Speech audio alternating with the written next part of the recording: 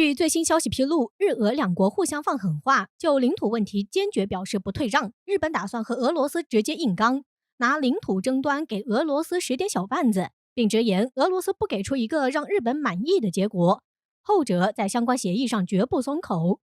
显然，日本这是在对俄罗斯放狠话，想让后者直接下不来台。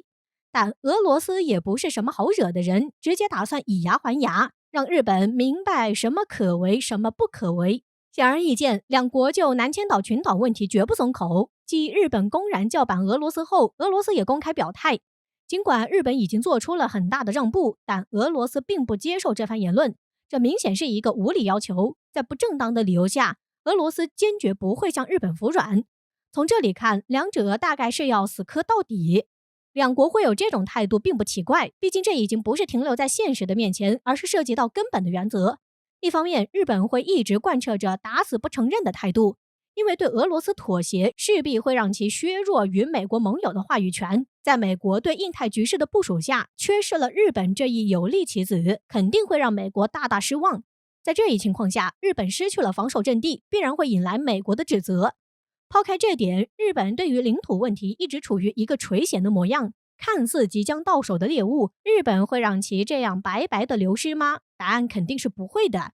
从这两点来看，日本一定不会轻易松口，对俄罗斯进行妥协。另一方面，俄罗斯也不会轻易同意。在美国的长臂管辖下，让日本不敢轻举妄动，就在一定程度上牵制了美国。从俄美两国立场上看，让美国不好过的事情，俄罗斯基本是很乐意做的。日本海事件早有预兆，早就表明了俄罗斯对日本的一个立场。在日本有小动作之后，俄罗斯就反手教日本做人，让其明白俄罗斯不是好惹的。这也就是侧面在说，日本不要以为有美国撑腰就高枕无忧，俄罗斯可不会怕这些歪歪绕绕的。俄罗斯在日本海的军演总共进行了10次发射，而这次军演就是俄罗斯对日本的一个侧面表态。10枚导弹不是白发射的，这就是在威慑日本。毕竟俄罗斯军队已经临近日本的家门口，直接给日本一个强有力的威慑，这就是在喊话日本以武求和，或是俄罗斯对日本的打交道方式，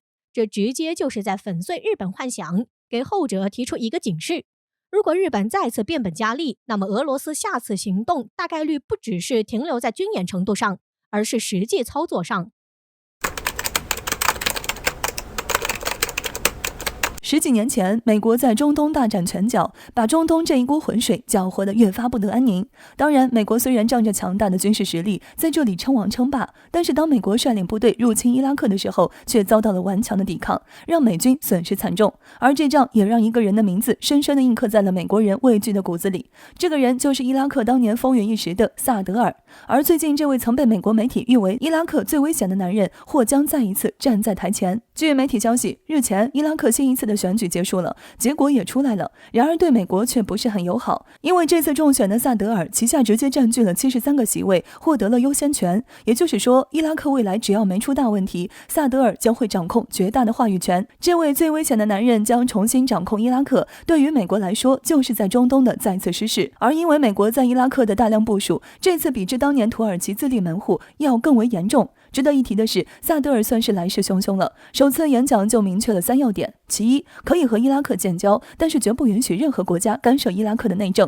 其二，所有武器全部收缴，任何人不得私有；其三，任何腐败现象将会遭到严厉打击，绝不纵容。一番话下来，让人直接看清这个男人的雷厉风行，以及改革伊拉克现有现象的雄心壮志。在如此情况下，美国还能有好日子吗？而且这位当年可是美国掌控伊拉克的最强对手，不知道坏掉美国多少事，可谓是绝对的反美先锋。所以美国为了不受制于人，还曾特意安排了间谍进入伊拉克，并且还和萨德尔搭上了关系。结果没多久，这位就被刺杀身亡了。有消息称，这其实是萨德尔亲自下的指令。从这一点能够看出来，这位显然十分心狠手辣。所以一旦他站到了台前，对于美国来说，必然是又一劲敌。另外，和伊拉克有类似经历的，就必然要说到阿富汗了。即便到如今，美国依然没有和阿富汗有很好的沟通。日前，双方代表团在卡塔尔首都多哈进行了正式会谈，结果自然是早已有所预料，谈崩了。甚至就算美国威胁不承认其地位，阿方也明确表示无所谓。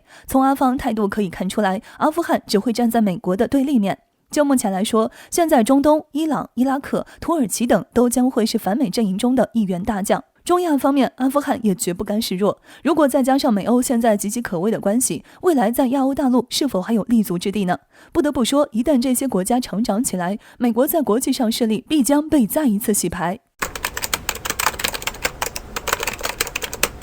国际局势从来都是十分复杂又变化无常，但如果仅仅只从大方向上去看一件事儿，那么其实也能够大致猜测局势的走向性。例如美国的未来，美国未来会走向没落，成为历史中的一粒尘埃，这是目前国际社会很多分析人士的共识，甚至相信不少美国人自己对此同样也有清晰的认知。所以美国现在一直在打压所有有潜力的国家，试图让自己的国家能够存在的更久一点，能够尽可能的在如今国际环境中保存更多的实力。而最近美国前智囊就在美国知名媒体上提出了一个建议，目的也正是为此。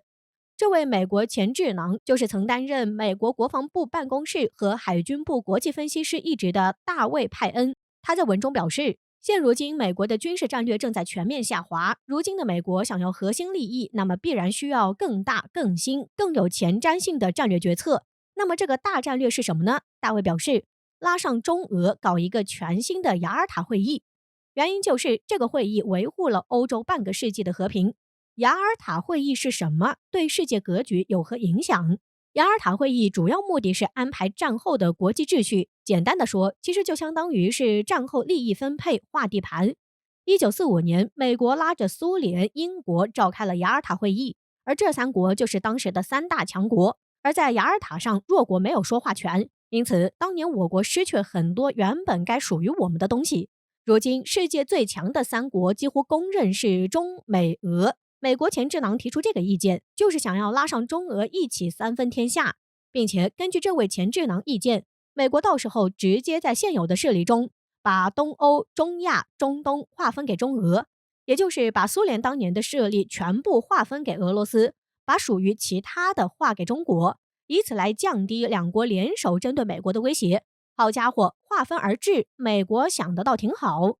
美国前智囊的意见则是典型的帝国主义思想，老套的冷战思维。美国眼里还有其他国家吗？根本没有。所以当中美俄划分地盘后，英、法、日、加、澳等国家很大可能会在美国的划分下沦为殖民地。中国一贯以来的主张都是合作共进，不曾谋求过任何势力范围，只专注于发展自己的一亩三分地，让中国不受任何人的欺负，让中国在世界上有说话的权利。美国三分天下的想法不过是美国自己的臆想而已。从另一方面来说，美国提出这个意见无非是害怕自己越来越失势，甚至到最后都无法排到第三。所以为解决美国落败局面，率先分好地盘，暂时稳住美国地位，以备日后重来而已。在10月12日，美国知名战略家罗伯特·佐利克在接受港媒采访时声称，拜登当前的亚太战略十分混乱且不理智，中美之间的关系是一个相当复杂的组合，既有合作，也有竞争和对抗。而随着美国国内问题的发酵，中美之间的摆针被当前的执政团队快速拨向了极度敌意。但问题又在于，美国现在没有这个能力去遏制中国，一系列的措施反而让美国损失惨重。据了解，罗伯特·佐利克曾经任职世界银行行长，也是小布什期间的副国务卿和贸易代表，如今是美国知名智库之一哈德逊研究所战略专家。此人认为，中国和美国对世界的看法是存在差别的。美国人认为，冷战结束之后，世界进入了一个全新的格局，是一段全新的历史，美国可以重新按照自己的意思改造这个世界。然而，在中国人眼中，冷战结束不过是不久前发生的重要事件，必须从中吸取经验教训，保持足够警惕。美国不会接受中国崛起。有意思的是，罗伯特颇为愤怒地点名如今的美国贸易代表戴奇，在不久前他进行的对华贸易政策演讲中，居然说出了过去美国与中国对话不管用，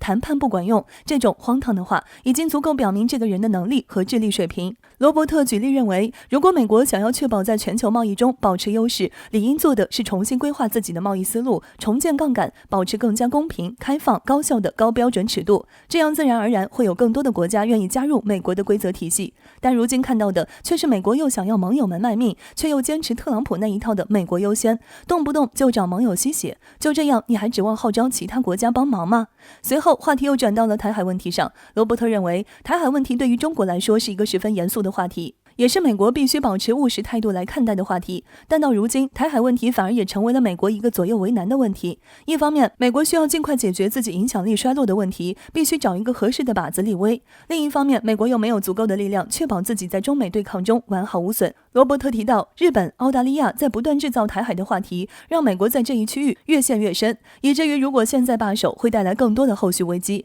也就是说，在触碰台海问题上，拜登一开始就犯了大错。为此，该战略专家嘲讽拜登：“你要真支持台湾，就直接开战，但你有那个准备吗？”原话是：“我不确信我们做好准备了。”